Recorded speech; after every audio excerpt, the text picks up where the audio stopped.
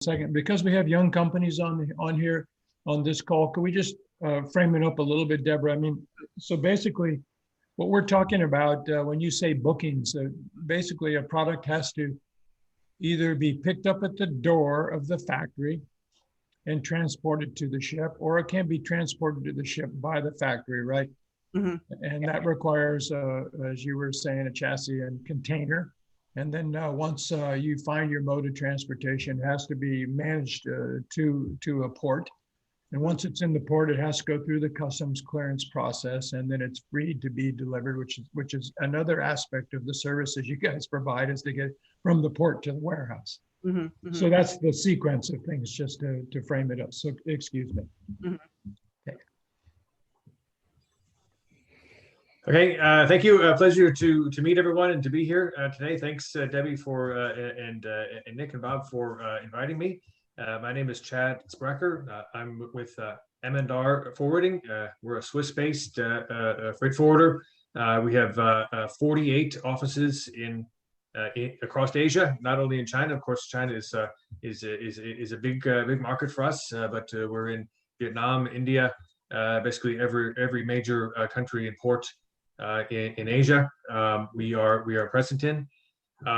We are a top 15 NVOCC, and we handle about 150,000 TEUs. That's 20-foot equivalents per year, roughly about 12,000 or so per month. I've been with the company almost 20 years, 18 years, I guess, to be exact. Most of that time, about half of that time, was in China. I lived in China from 1997 till 2010, so about 13 years altogether. So I got to know the country pretty well. I speak Mandarin. I'm currently based here in LA, and I'm the trade lane manager, senior VP, representing the M&R Asia organization, and partnered with Debbie at Radiant. So my area of expertise is in logistics, primarily in Asia. So it sounds like it's a very good company today. It sounds like there are a lot of people that would be interested to hear what I have to say, and I appreciate the introduction that Bob gave, because what he described is often what we don't see. We see the result of these actions and these decisions on our end, but it's interesting to hear kind of firsthand, what went into the decision making, behind that. But just real quick, just to start where this year began, I happened to be in China just before the pandemic broke out. I spent a week in India in the first week of January, and the second week of January, I was traveling around China, and actually remember hearing about it in the news. There was this new virus, something about in Chinese, they call it, it's the same word for a crown. The crown virus, they called it. I didn't really know how to say it in English yet, but it was turned out to be obviously the coronavirus, and it was kind of this new thing coming out of Wuhan, and there were signs going up around Shanghai saying no one from Wuhan allowed in, and things like that, and didn't really, I think nobody really was quite sure. Really, it seemed to be a concern, but it was like, okay, really, what is this kind of thing? And I think I got back home on the 19th or the 20th or so, and then I think on the 23rd is when the whole thing blew up, and China canceled Chinese New Year celebrations, and so if you go back to that time, I think it's important to start with that time, and just the whole shock of and the incredible shock, I think, to the entire world, and especially to China itself, to completely shut down the entire country suddenly, right during like the day of Chinese New Year, like the most, it's just unthinkable kind of thing just happened there. In fact, in a way, the timing was good, because a lot of people were kind of off anyway, so it wasn't really. It was disruptive, but in terms of business anyway, it wasn't really immediately disruptive for supply chains, because factories were already closed. So anyway, so it and it took, of course, a couple of weeks for it to really become clear as to what the extent of the problem, and then our problems began on the supply chain in February, when China was supposed to come back to work in early February, and they didn't, because they couldn't, because nobody could go to the office. Everyone was stuck at home, and things like that. And then and so our immediate challenge was we had goods in warehouses that had been in our warehouses that had been delivered before the new year, those needed to be somehow shipped. Airports were still kind of operational during that time. Ships were still moving. Ports were still operating. Essential industries, I guess. And so for the month of February and March, we were able to scramble. And one of our first challenges was to get people to work from home. And again, not only in China, but it was primarily in China, I guess, but later on India, Vietnam, and these places where, for us, I think in the U.S. it was relatively an easy transition because a lot of people already do it or had been, it'd been kind of a trend for a while. But suddenly have people that needed to work from home, we were able to do it, thankfully. But that was in itself was a pretty serious challenge. And I think not only for us, but lots of companies as well, shipping lines and everybody suddenly had to make these adjustments to be able to process bookings, handle bookings, and do everything that we needed to do suddenly remotely. So that caused some kind of immediate delays there and some confusion and required some setup. But by the time March came around, we were able to function, I think, pretty well, and actually had a relatively busy March. So that things were kind of started to flow again for a while there in March, and maybe it wasn't clear yet how serious the pandemic was going to be or how long it was going to last. I think in the U.S. we only had at least a few hundred cases that were announced, and of course the government had not really announced a full kind of shutdown yet. So there was a lot of activity going on, and people were still traveling around. I think people were starting to not travel, but March still saw, I would say, was a relatively normal, almost kind of month in terms of shipping and that type of thing. But it was around mid-March, really, that the whole extent of the thing of the pandemic became clear, and then the whole thing kind of fell apart. and then it was in later in March, April, and in May, where, as Bob said, companies started to say, "Stop shipping," right? Stop shipping. So we have several relatively large retail accounts. So we have one very large footwear account based in LA, not Nike. I get Nike's not based in LA, but and these, some of our largest customers, they literally told us, do not ship whatever you have on hand. Stop.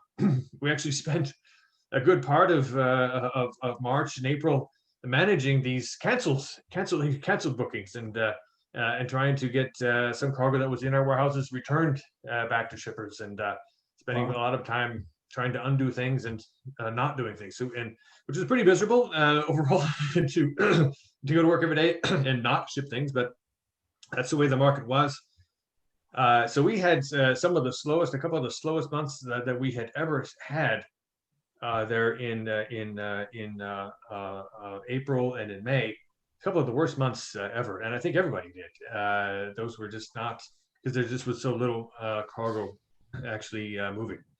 But then it's that was kind of the bottom of things, and then once the pandemic got into full swing and people realized the extent of things, and the spike that came firstly was for the PPE, the personal protective equipment, the masks, the gowns, the gloves, goggles, all kinds of things, but primarily masks was what we saw. And then so for most of April anyway, and again, primarily in Shanghai seemed to be kind of the epicenter. That's obviously the largest city in China, the largest port, the primary manufacturing base is in the Shanghai area. So we saw a lot of the masks coming out, and of course that goes by air freight. By that time, there were no more passenger aircrafts really moving, so we had lost a lot of capacity.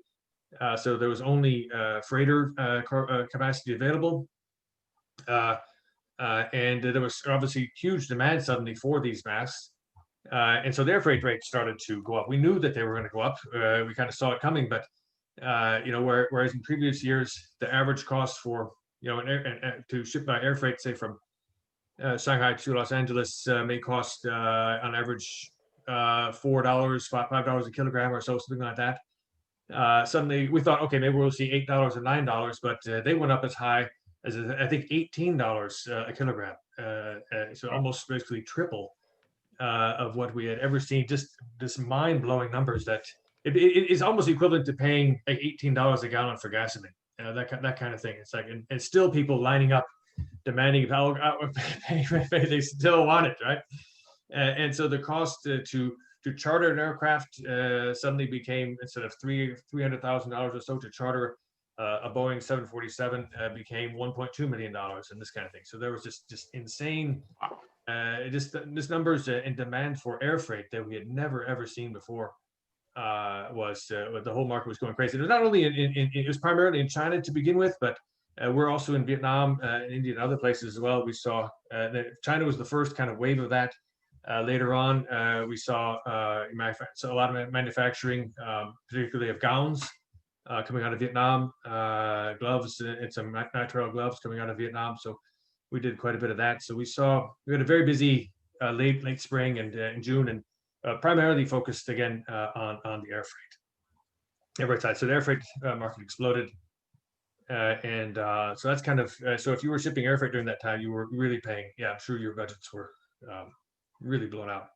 Yeah.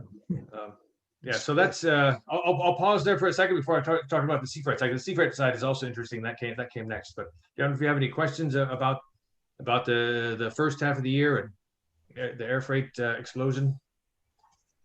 Anybody have any? Well, I mean, I'm sorry, I sold my 747 last month.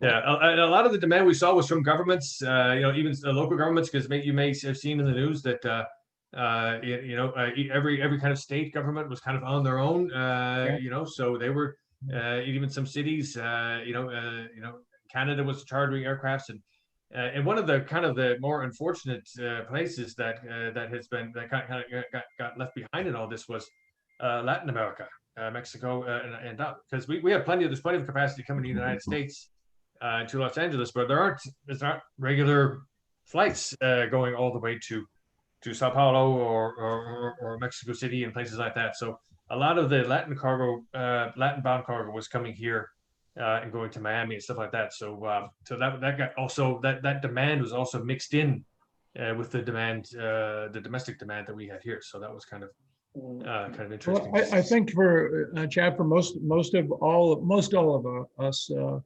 really can't afford the indulgence of air freight. So the question at that time, and Andrew's on the line can speak more to this than I. He's an operational person, but the big question for our group is, fill us in on the surface freight and what's going on. So starting in about June or so everybody that had stopped shipping, states started opening up again, stores started opening up again, and I think the spike in demand I think caught a lot of companies by surprise. They found themselves low in inventories, and so there immediately became, and it turned on pretty quickly, starting in about June. Very strong now demand for ocean freight product, and then the ocean freight rates started to go up. We saw in May or so, roughly a 40-foot container from Shanghai to Los Angeles costing below $2,000, maybe between $1,600 and $1,800 or so, something like that. Again, which is a rate level that had been relatively consistent for the past several years, more or less. We saw those rates begin to increase about every 2 weeks by about $300 or $400 every 2 weeks. So on June 1st, it went up, or it took it. Well, I'm not going to go through the details, but it would increase by $300 or $400 every 2 weeks for the next 3 months. So going, say, from 1,700, 1,800 to and rates had previously only been above $2,000 for a very short period of time. And I think that was during the last LA labor crisis and things like that. It was really unheard of to have an LA freight rate begin with a 2, right? But they quickly went above 2,000. And then it was 2,500 and 2,700. It's like, okay, are we going to hit 3,000 yet? We're so sure we hit 3,000. I think in August, and now today it's pretty close to 4,000. I think 3,900, 4,000 or so is about where it is today. So you've seen wow, and that's for the standard sea freight rates. I mean, that's not the premium that Debbie was talking about. The premium services, which on a carrier like Matson, or if you want to pay to kind of guarantee that you have space on the vessel that you want, it's another $1,000 or so. So a lot of people are paying $4,500, almost $5,000 now. So almost triple now again for the sea freight side. So we saw that demand starting in June, in July, August, continued through into September. So it's been like this, and it never. Usually we see the rates kind of go a little bit like this throughout the year, but this was a very clear upward only slope that we were on. And then, but starting in middle of September, though, the good news is that it's been very flat. We've been on a plateau since now. We're now in our 5th week in a row. Basically, the rates have not changed at all. They've not gone up anymore. They've not gone down. But demand is still very, very strong. We saw ourselves record months, three months in a row of record volumes. July, August, September were 3 in a row, the busiest months we've ever had. I'm sure a lot of companies saw the same. Our import volumes overall from China are up compared to last year. I mean, which had been kind of a downward trend due to the trade war and things like that. Demand from Vietnam, of course, and I mean, Debbie mentioned China. I know a lot of you are importing from China, I'm sure, but Vietnam has really been an area where we have really seen a very large kind of imbalance in terms of demand versus capacity, especially in the north of Vietnam. The port of Haiphong thankfully has actually been expanded over the past several years. There's been quite some investment going on there, so the port of Haiphong has a lot more capacity than what it did. But I think of all the places in Asia where we saw the biggest, again, discrepancy between demand, it was probably in Haiphong in Vietnam. So that's been kind of interesting to note, because a lot of people want to move away from China. The first place they go is Vietnam, and that's part of the reason for that. But we've also seen pretty severe problems in India as well. And part of that issue there is, of course, the pandemic then hit India a bit later than, at least was known to hit India. I guess I'm sure it was there earlier, but it just wasn't really known until later on. And so then you had a lot of people who had to work from home, which again was not so easy, not so common there, and that kind of made it a bit difficult for India to deal with supply chains and things like that. And I don't know if you want me to talk too much about India, but I could talk about that for a while. I don't know is that of interest to anybody to talk about that, or should I? I think the focus is on from our point of view as an industry, Chad. I'm thinking is more about the process and the associated costs that you see coming, and okay. And also I mean, I have a whole long list of questions where I'm trying okay. to get you with them, but I mean, just starting in the process, I guess, starting with inland freight availability in China, Yeah. and then the both the ship and container booking process, so that we understand. Yes. I mean, a lot of us, I shouldn't say us because I'm not doing it anymore, but a lot of people are working on this freight line in their budgets for 2021. Yeah. Very good. Thank you. That's a very good question. So, as I understand it, for the most part, I mean, I think every company is a little bit different, but for the most part, on average, what we see is a purchase order being placed roughly, say, 60 to 90 days out in advance. Mm-hmm. Would that be? Yeah. That's right. So 2 or 3 months ahead of time, you're placing orders, and I guess for the most part, probably those orders are coming. Let's assume they become roughly the production is on time, and cargo generally becomes available when the factory says it will become available. So as a freight forwarder and on the logistics side, the way we work most effectively and the way that cargo can move most efficiently, most effectively, is for us to have a forecast, to know as soon as possible, as far in advance as possible, when a PO or shipment is going to be ready, and then to know, of course, obviously know where it's going and when it needs to arrive at its destination, right? So that information is very helpful to us, and so we understand. We don't have complete visibility of supply chains, and if we're doing the full-on purchase order management of it, but usually we become involved in the supply chain. We get notified. Shippers place bookings with us, place a shipping order with us. They're notifying us that they're going to have an order ready.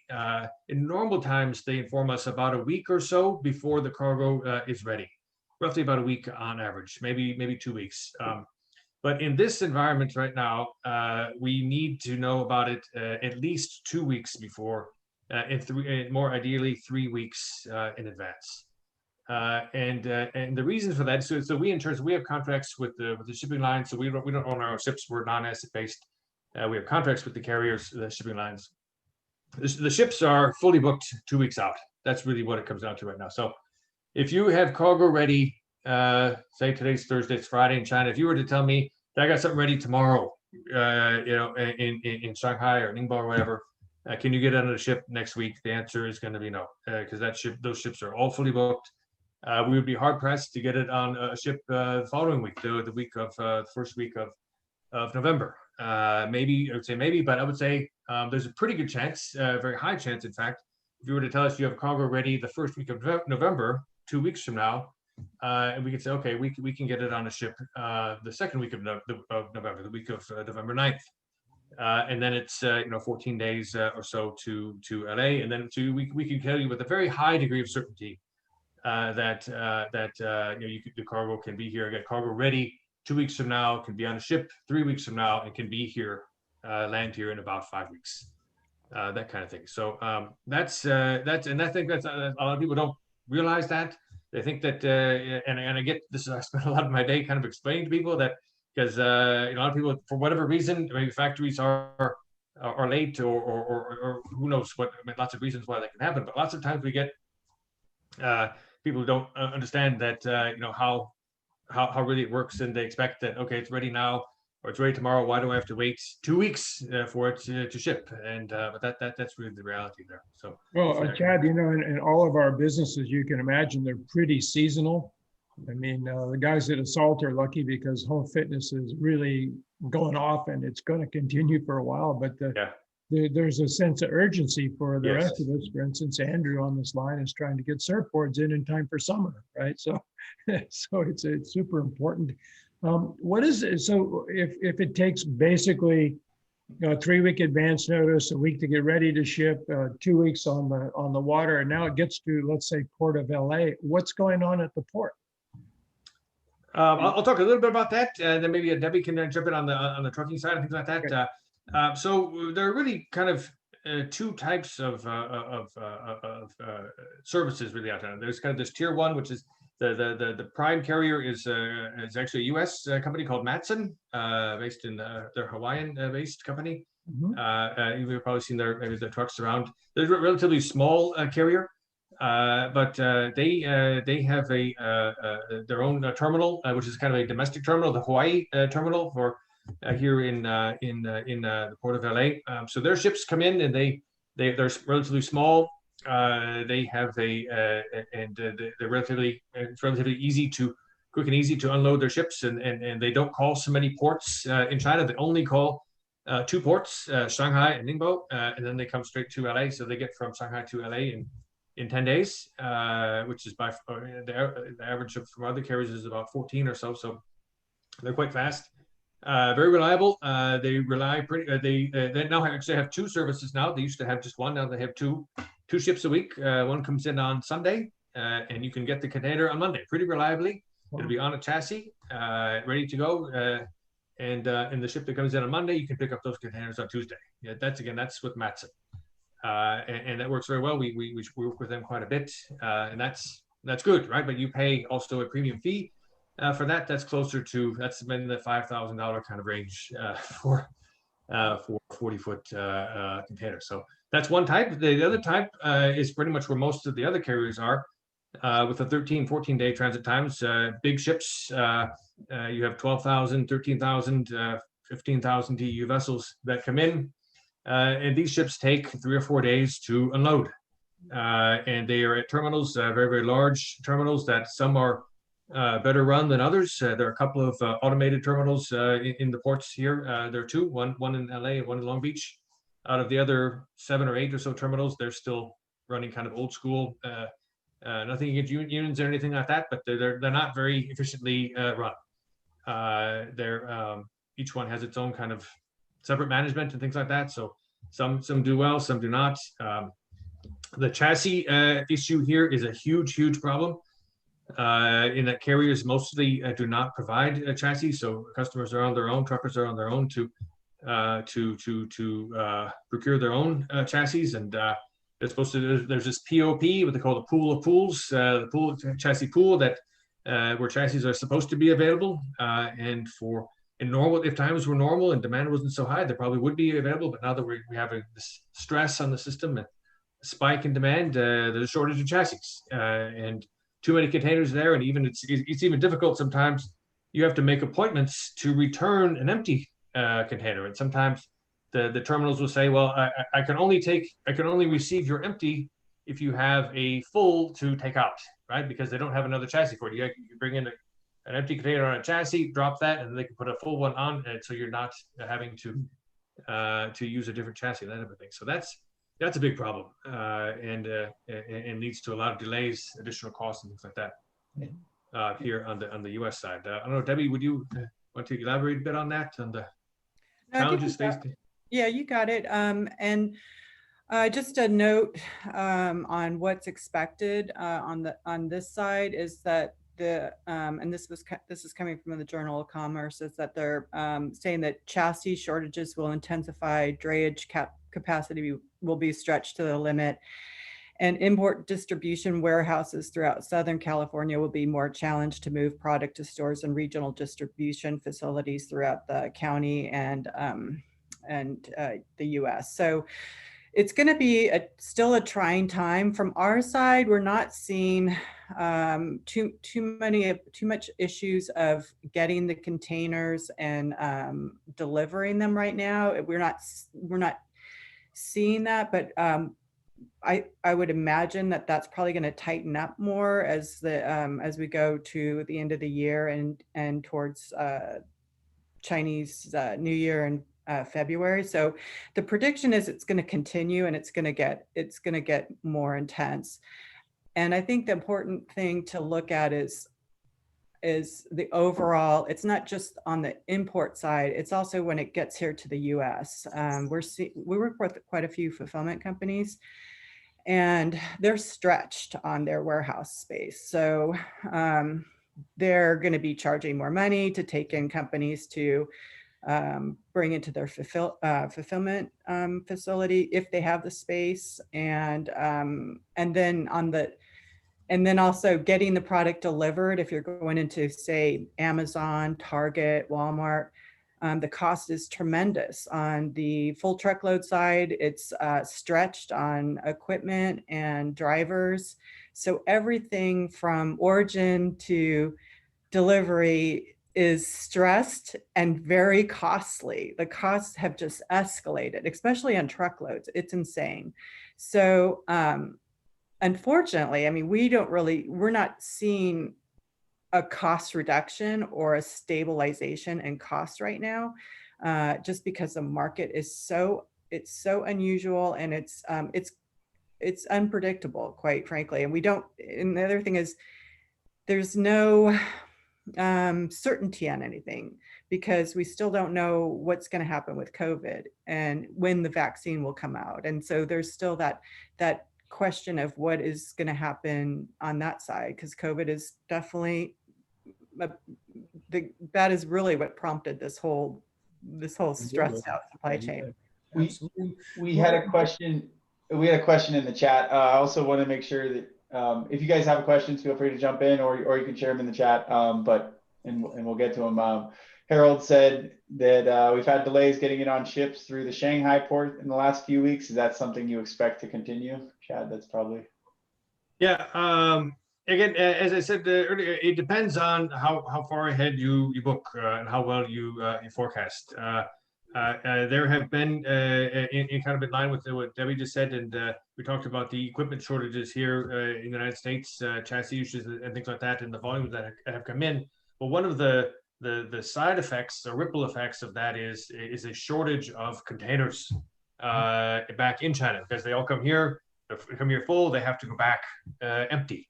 And the supply chain efficiency, the port efficiency, and of the carriers has not been quite to the extent where there has been enough empty containers repositioned back to Asia in time to meet the continuing very strong demand there.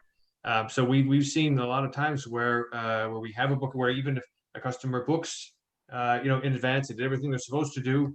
The cargo's ready. We have the booking in our hands of the carrier, and we send the trucker to go to the yard to pick up an empty container, and there's no equipment there. They're out, right? So that can happen, and that's really unfortunate. That situation has been a problem. I wouldn't say it's been something we always run into, but it's something that happens, and it can pop up at anywhere at any time. But it's not something that we normally see on an ongoing basis. But that's something to keep in mind, just to kind of watch out for. But to answer the question there specifically on Shanghai, again, if you book in advance and you allow yourself flexibility in carriers and a little bit in cost, again, with the exception of this upper tier carrier that we talked about, all of the other carriers, the costs are relatively similar. So again, if you're booking in advance, if you allow yourself 2 or 3 weeks advance notice, you should be able to move cargo relatively quickly. But again, if you have delays, that may be resulted again from equipment issues, or perhaps maybe a delay in the booking and things like that. That may be what have caused that. But again, going forward, we're on a plateau right now. The market has not gotten any worse, and it's not gotten any better. So we expect that the conditions that we've seen for the past couple of months or so, probably the best we can tell is probably going to continue like they are now. So Chad, I'd like to ask you a question about that. So, I mean, we're all trying to learn how to be more efficient. So the very first thing is to partner up with your freight forwarder, your services, and give 2 to 3 weeks notice on your purchase order at a minimum. And now we're starting to understand the timeline a little bit better in this. So that's sort of controlling we're by getting in compliance, we have our best chance to get our goods here, right? So what do you see looking forward to Q1 of 2021 in terms of availability? Because most, but not all of our members are probably not going to be part of the Christmas rush. We're probably more spring oriented, if I speak on behalf of everybody. Do you have any crystal ball for Q1? Yeah, good question. So Chinese, the key is to look at when is Chinese New Year, and I believe it's February 18th, 16th, something like that, right around that time. I don't know if anybody knows. It's relatively late in 2021. Usually it's end of January, early February, but it's middle of February. So that's good. That gives a bit more time. And again, with the demand, the consistent demand that we've seen here, especially over the past 3-4 months, expected to continue. Inventory levels are still historically low in the US. So this demand is expected to continue at least through the end of the year. And then there's only 1 more month left. So I think it's safe to assume that these demand will continue through January. Okay. And what we have seen, and again, I guess the good news in this, even though the freight rates are relatively high, the good news is that we have seen a willingness of the carriers, the shipping lines, to add additional capacity where they can, when they can. They're pretty much at full capacity now. There were a number of what we call extra loaders that were inserted in the market. These are very often charter vessels, one-time charter vessels, smaller ships, 5,000 to 8,000 TEU vessels that carriers will put in to clear out backlogs and things like that. There were quite a number of those. I think about 30 or so of these ships were added to the market in the last, say, 3-4 weeks. And so they do that during especially busy times. We expect that they will do that again, probably in January, if that demand really does spike like that. Again, the freight costs are high enough now. I mean, carriers have been losing money for, I think, 4 of the last 5 years. They lost, I don't know, however many billions with a B. They were losing a lot of money. Obviously, they're not now. They're doing quite well. So it certainly makes sense for them to add that capacity. So I don't really see so much of a capacity itself in terms of vessel availability itself. The equipment issue is something that's going to be an ongoing problem because there just aren't enough empty containers in the right places. So that's going to be an issue, but I don't see it being any worse than what it is now. So if you've been able to get through this last couple months. It's gonna be more of the same though, I think. But if you can forecast the best you can, it's something I want to say something as well that I think there a lot of people may misunderstand is that it's okay to book with multiple forwarders or with multiple carriers and then cancel, later on. It's okay. You don't want to cancel at the last minute. That would be bad. But if you cancel, say, a week or so before the vessel is scheduled to depart, that's still okay. So don't feel like you're kind of locked into just this one, and you're gonna have to be penalized if you cancel or something like that. So I think it's okay to kind of multi-book again, because I mentioned if you've only booked with one carrier and you're only relying on that one vessel, and you have to get on that ship, and then there's no equipment available, or the ship gets delayed by a typhoon, or who knows what can happen. Anything can happen, right? Then you always want to have a backup options, a plan B, plan C, that type of thing. And I think if you do that, what I'm understanding from this conversation is work with a professional who knows what they're doing. that would be ideal. Yes. That would exclude me. Nick, there's some questions, Nick. That's a good point, Bob, just because there are quite a few freight forwarders that are online freight forwarders. They just kind of pop up, or they're shopping various carriers that might not be vetted. So when you get time to book a shipment, they don't really have the power to get it on that booking. So you just want to really work with a vetted partner for a number of reasons. And also newer companies, because you want to make sure in advance when you're importing your product that it's been looked at on the customs side, so there's no surprises, and that you're set up on customs. We've had quite a few companies that reach out to us to file the ISF because their freight forwarder hasn't done that, and so that's in itself a big penalty. You want to avoid that because the freight forwarder that was handling it they're just not experienced, and they don't do that. So it can just be costly to work with a wrong partner, especially right now. So Yeah, I would absolutely. make sure you work with a very vetted partner. And, you. on the topic of Chinese New Year, Jen said it is February 12th for 2021. So thank you, Jen. Thank you. Okay. And Alex asked if if you guys think it might be any different this year. I don't know if anybody has a crystal ball. I guess that's for me too. That's a good question. You mean different from previous years, I guess, right? So I think it's useful to look at what we saw just over the past, what's called Golden Week in China. We saw, which was normally was a 7-day holiday, October 1 to 7. It was actually 8 days this year. And what we saw over Golden Week was actually usually what we see following these holidays is that actually carriers pulling out capacity because factories are closed for a while. So it's common for carriers to pull out and implement what they call blank sailings. And pulling out some capacity in the following weeks following a long holiday like that. And that can be really stressful in case you don't get on the ship that you want. Then you're delayed now 2 weeks or whatever. So. But what we saw this time, again due to the very strong demand and relatively high rates and the revenues that carriers are earning from this, they decided to not pull out so much capacity this time, and I think that has served them well. The Chinese government actually did have a role in that. There was some pressure applied to COSCO, which is a Chinese state-owned company. They were instructed to not pull out any capacity at all and to not further increase the rates.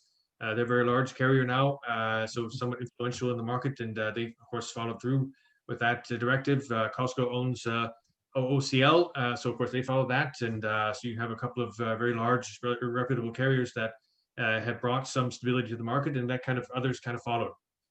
So I think we're going to see that probably continue. So I don't think that there will be a lot of capacity reductions around that time. I think with the ocean freight rates being as high as they are and expected to maintain as high as they are, I think the carriers have an interest in making sure that the cargo moves and not further upsetting, the market or their customers. So I feel pretty good about. I'm not going to say it's going to be easy, but normally during Chinese New Year, it's very, very stressful, right? You have this crescendo of and then it drops off. But I think it's going to be a bit more kind of stable through there. Another thing that I think we will see, and this has been a trend in recent years, is that it's less common now, or I guess I would say more common, I guess, for people to work through the holiday in China. It used to be that with 7 days off and you couldn't get anybody on the phone or email or nothing like that, but that has changed quite a bit. People are getting older now, at least that are, I mean, everyone's getting older, I guess, but the younger people are, China's getting older on average, right? So they have kids at home, they don't want to travel, there's still coronavirus out there, these type of things. So they're quite okay to stay at home, get some work done, just kind of like we would, right? If we had 7 days off for Christmas, I don't think, I don't know how many of us would take all those 7 days off, but we would probably end up doing some work there in between. So that's also more common in China now. So I guess, so that these things mitigate the effects of the long holidays. So I think that'll make it a bit easier to move cargo, a little bit less stressful. Not to say that you don't shouldn't plan in advance and that type of thing. You should plan in advance, and that's going to be a tense time. And but it should be.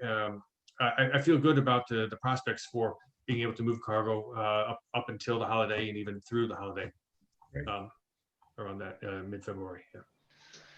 Thank you. And if anybody has any questions, feel free to jump on in. We don't need to solely do it over chat, but and then Harold said, this isn't a question, but this is our last, I don't know what this acronym is. XFTY is generally 1/26 or maybe January 26th for last deliveries. X-Factory. Yeah, it stands for X-Factory date. Yeah, I assume. Yeah. Clearly. Sorry. X-Factory. So he's asking when is the last X-Factory date to plan for before? Actually, I made a note here. Let me just. He said 1/20. January 26th. Yeah, 1/26. Look at my calendar here. And I can say that we have a shipment that we're planning on having leave before Chinese New Year too. And they said that it'll be out of the factory by the end of January too. That's good. You should be fine. Yeah, okay, that's good. Yeah. So the Chinese New Year begins on the 12th. So the 11th is going to be a holiday. So the 27th, you're still that's still 2 weeks in advance. So if the cargo X-Factory, I mean, that's the date the cargo is going to be ready. So you have cargo ready at the end of January, then you're good. But you're going to want to book that again with the forwarder by the middle of January, right, or early January, as soon as you can. You want to have the factory and the booking in place so you can get booked on a vessel departing either the first week of February or the second week of February there at the latest. But yeah, X-Factory end of January should be good. And thank you, Harold, for sharing that in the chat and displaying my ignorance. No problem. Hey, Nick, I'd like to ask a question if that's appropriate. Yep. So I'm just thinking here, chat. So we're looking at basically Q1, probably a little bit of Q2, and I just wanted to go back to what I would view as the budget line when I was having to import all these goods. And basically, so we had inland freight, we had container cost, duty and insurance, and inland freight again, right? So it can't stop at the port of LA. So we can control the first, X-Factory or on board, and we can control from LA to our warehouse. But in terms of using a round number for booking, what I would call goods are in full compliance with your advice, which is a 3-week notice, right, prior to pickup. What are we looking at for a relatively low volume use on a 20-foot and a 40-foot container on a cost basis? Is it possible to talk about that, to use an average? Yeah, I think I can. So when you say I'll use 40-foot container, if that's okay. So X-Factory costs, so Incoterms, right? You mentioned X-Factory, so called X-Works terms, right? If you have FOB terms, FOB Shanghai, for example, then the costs from the factory to the port are covered by the shipper, right? Yes. But if it's X-Works, then that part is the responsibility of the buyer, right? Pardon me, Chad, it's such a fundamental misunderstanding in our business. Can you just say that one more time? Because this is the missing link. Okay, yeah, so we have factory producing the goods. You can see my hands there, I guess, right? And then the port of Shanghai, right? That portion of the supply chain, that movement, that 100 kilometers or so, 80 miles or so, depending, is the fees that are involved in that, which would be, of course, trucking fees, customs clearance, terminal handling charges, carrier documentation fees, AMS, a few other nooks and crannies in there. That the costs, the transportation costs for that part, under FOB terms, are the responsibility of the shipper, or the factory, whatever, vendor, whatever you want to call it, right? If the terms are Ex Works, then those costs, starting from the loading at the factory forward, become the responsibility of the buyer. Yeah. And just to comment on that, we suggest the terms, the most favorable terms as FOB, because typically the factory is working with local companies that have low rates or lower rates, and relationships. So we usually suggest the most favorable term would be FOB. Yeah. Thank you. But if you wanted to have an rough idea of those costs, trucking excluded, okay, because trucking can vary, right? If you're 50 miles from the port, 100 miles from the port, but roughly those FOB costs, non-trucking costs, are between $500 and $600 a 40-foot, just as a very rough kind of number. Wow. And this is not only in China, but throughout Asia, it's kind of right around in that range, more or less, $500 or $600. So if you were budgeting and you said 600, you certainly should be able to cover that. And then trucking costs, again, can be $300 to $400, again, kind of on average, right, more or less. So you're looking at maybe $900, say maximum, say $1,000 or so, to move a 40-foot container from a factory to the port, right? Is that what you were asking, Bob? It is. I don't mean to sound like the old professor here, but having screwed this up and included what I thought was FOB was actually Ex Works, I discovered in our footwear business long ago that I was missing $500 or $600 of expense. So I just wanted to mention it now, since our friends at Ponto are just getting going. So these terms are very fundamental and very important, and often misunderstood. So once we get it to free on board, now the next thing is, what is that container cost on average going to be for that 40-footer for a relatively low volume user? Because most of us are not. Yeah. Today, these days, about $4,000, $3,900 to $4,000 for a 40-foot from Shanghai to LA, on average. That's even, I want to say, almost. I mean, again, that's for that standard service. If you want more of a premium service, it's going to be closer to $5,000. So maybe a better kind of average, if you're willing to pay, or if you need to pay for the premium service, you might pay more than that. So maybe an average is maybe $4,000 to $4,500. Maybe that would be a good way to say it. Okay. For the ocean freight. It's excellent. Good to know. And then from there on, Debbie, LA to San Diego, what would you say would be good for? Yeah, no, I think it's about the same as what you have as the origin in China. And I would just say, just as a rough estimate, you would look as a door-to-door about $6,000. I mean, that's a little high, but that's kind of where we're at right now. Wow. Yeah. It's so interesting. I've of course been out of the operational side of business for quite a few years now, but I've got like this $3,000 number stuck in my brain. I guess I better find a new number. So excuse me, I'm a little confused on the FOB pricing. Wouldn't that drive up my duties?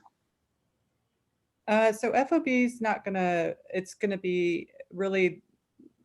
This is an Incoterm, so it's what you negotiate with your factory. So FOB is where the origin charges are going to be picked up from the factory. The duties is what you're still going to be responsible for, the duties when it hits the US. Was that what your question was? Well, if the FOB pricing's worked into the cost of the goods, then I'm going to be paying more duties.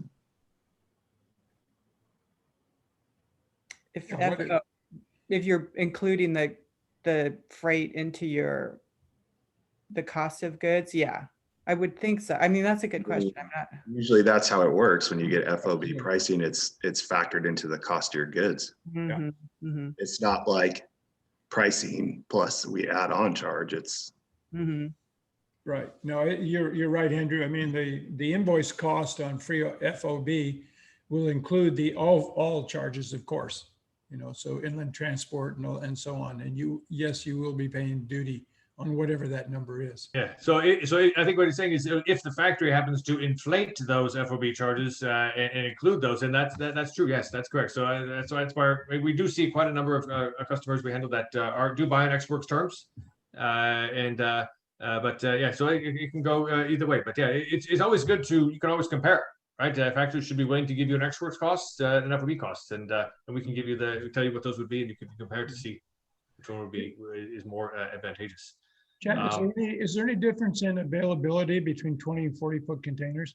Because remember, many of our companies are smaller, for instance, I imagine. Yes. Friends. Good question. That's a very good question. We talked about the container shortages and things like that. The shortages have been in the 40-foot high cubes. Because that's mostly what most people say. That's what the retailers mainly use, 40-foot high cube containers. So there's been a general shortage of those, but no shortage of 20s. That's for sure. So 20-foot containers can move quite well. 40-foot standard containers also move quite well, but 40-foot high cubes and 45-foot containers, huge shortage. Yeah, big problem. Yeah. Why isn't there a bigger spread in the pricing on a 20-foot and a 40-foot high cube? Yeah, again, very good question. You mean because a 20-foot cost, it can be 80 or 90% of the cost of a 40-foot, right? Yeah. And I think because carriers want to discourage people from using 20-foots as much as possible. I think that's part of it. It's more efficient for them to load 40-foots rather than 20s. And typically, another reason is when you have a 20-foot container, very often suggests heavy cargo. Usually, if customers shipping a 20, that means it's going to weigh more, up say maybe 18 or 20 tons. And of course, in a standard 40-foot container of retail products of say footwear or furniture or something like that, it's only going to weigh 10 tons or so on average, 10 or 12 tons. So if a carrier has a choice between a 10 or 12 ton 40-foot container versus a 20-ton 20-foot container, they're going to take the 40s all day, right? So that's why they price the 20s to try to kind of discourage those or to kind of penalize those for having the heavier weight.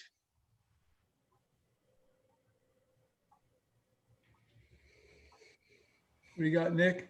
Great. Well, I don't think we have any more questions in the chat, at least. If anybody has any questions, feel free to jump on in, but. I have one.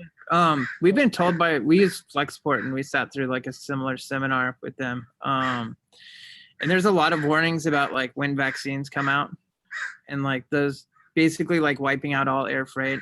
And we've moved a lot of our freight to Matson containers, which they're saying potentially could be gone by then, because all the air freight could potentially move to Matson and just kind of like trickle down. Do you expect like ocean freight to be affected by vaccines and stuff like that, distribution? Like everything at the port's going to be affected, I would imagine. But yeah, that's a good question. I'm not really sure how to answer that because I don't know really anything about vaccines. But I mean, I guess my initial thought is vaccines are probably going to be primarily, that's going to be a domestic kind of thing, right? Vaccines that are going to be used in the US are probably going to be produced in the US, right? I don't really, is there an expectation that we're going to be importing vaccines? Well, what about the syringes? Because we just had a call the other day, and Jen, we were talking about the syringes coming in from China. They're made in China for the most part. Is that right? Yeah,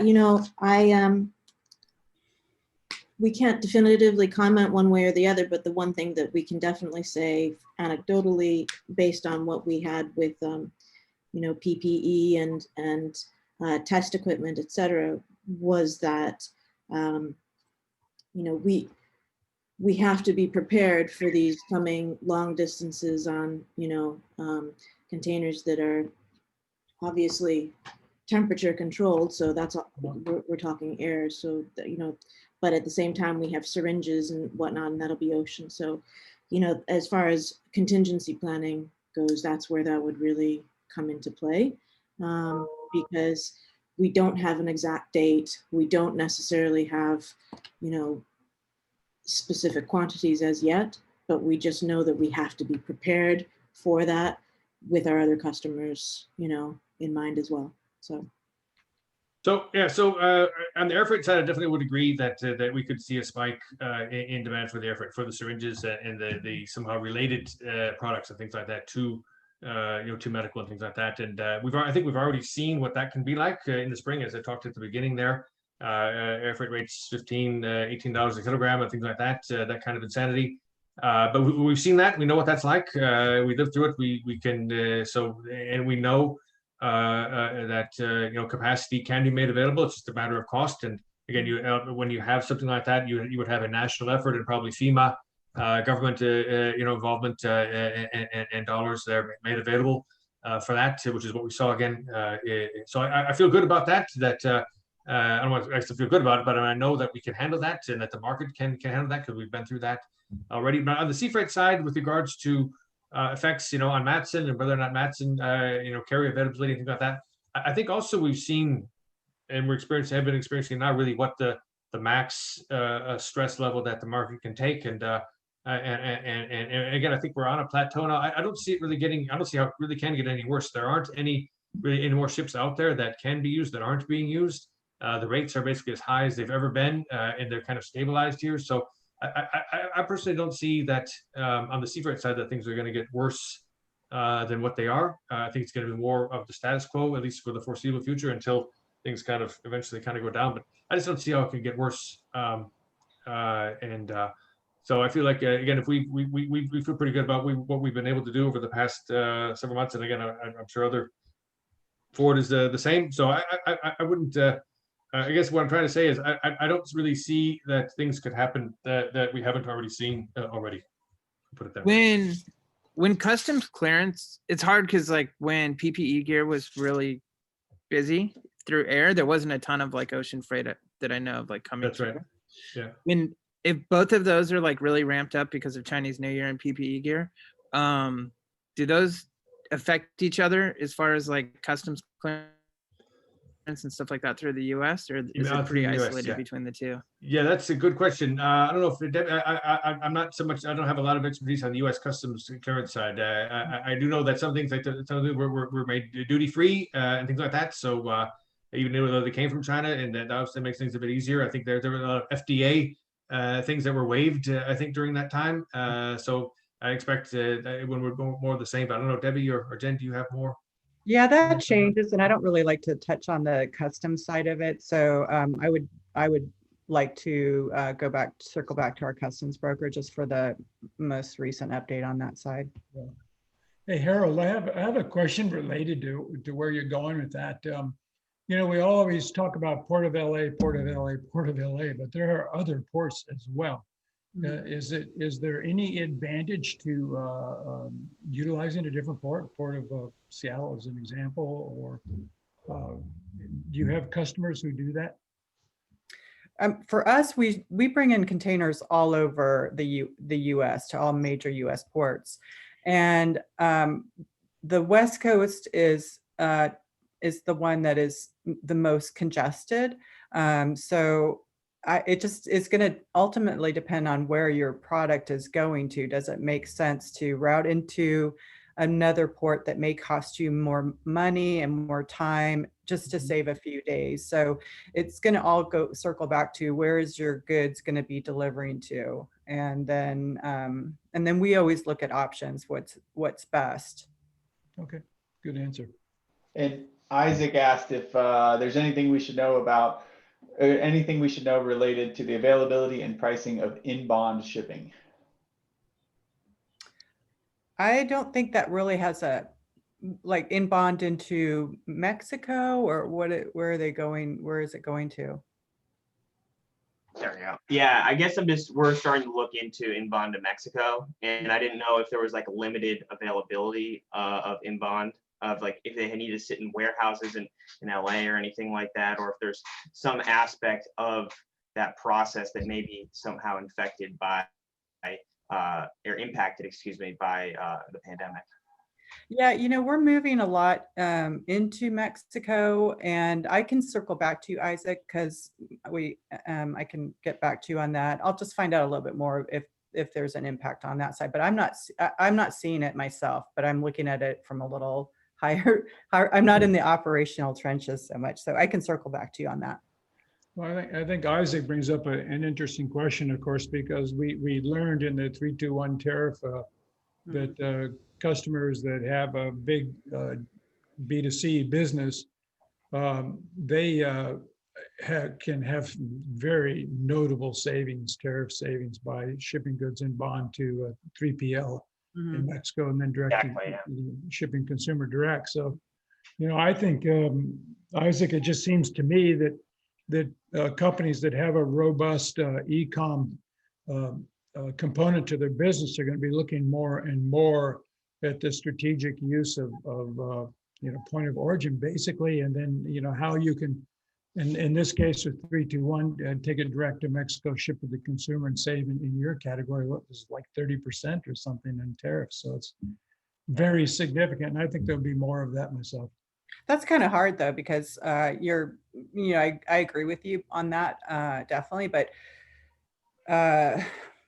there's what happens if the administration overturns that and it goes back to regular tariff rates and there's not that concern anymore? Does that impact decision making on going into Mexico, or is that like a contingency still plan that's put in place? Or well, I don't see, because personally, just to answer that, when you're looking at the average warehouse rate of around $4 an hour, if you switch from 3PL with the idea of throughput to consumer to save tariff, you're still going to have very, very substantial reduction in cost for warehousing. I don't think it's a flash in the pan. And the 321 code preceded our current administration anyhow in terms of tariff law. It was actually set up to help travelers, bring goods back to the U.S. and have them be tariff free one at a time per day, right? So it'll be interesting. It's transformative times. Geez, we're getting very close. Nick, do you have further questions? No, but I wanted to make sure everyone know I started recording it a little late, sorry. But I do have this recorded, so I will definitely include that on the link follow up. And then Debbie had information that is on their monthly newsletter. I'll include that.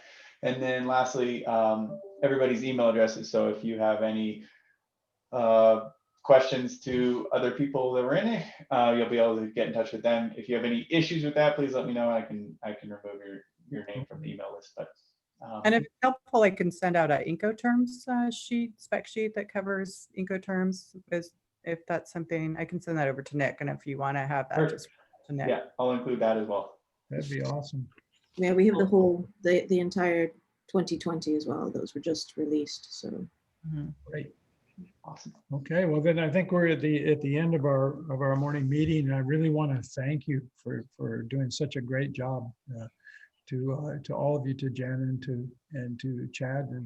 And Chad, are you Swiss? You must be Swiss. No, I'm American. I was born in Illinois. Really? I like Swiss cheese, but no, I lived in China for such a long time, and I spent so much time studying Chinese and things like that, and that I developed this accent. I'm told that. Well, I was curious because it's a Swiss company. Your name is Sprecker. Yeah, it works out well. It works well. Yeah. It's almost as epimonious as my name was Reef, and I worked for Reef Sandals. It was very okay. convenient. Yeah, there you go. Yeah. People thought it was my business. I really enjoyed it. It wasn't. Listen, so thanks so much. But this is a little bit about what SDSI is all about, trying to bring,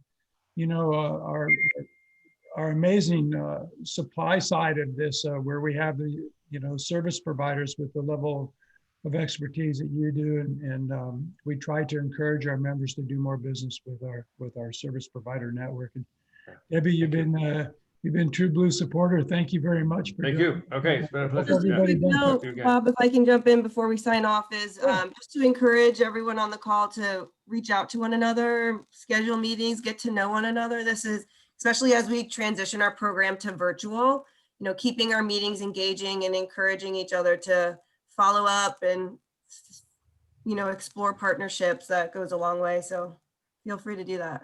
Well said. Thank you very much. Yeah, thank you, everyone. thank you, everyone. Thank you, everyone. Bye. Thanks. All the best. Nick and Rennie will remain on.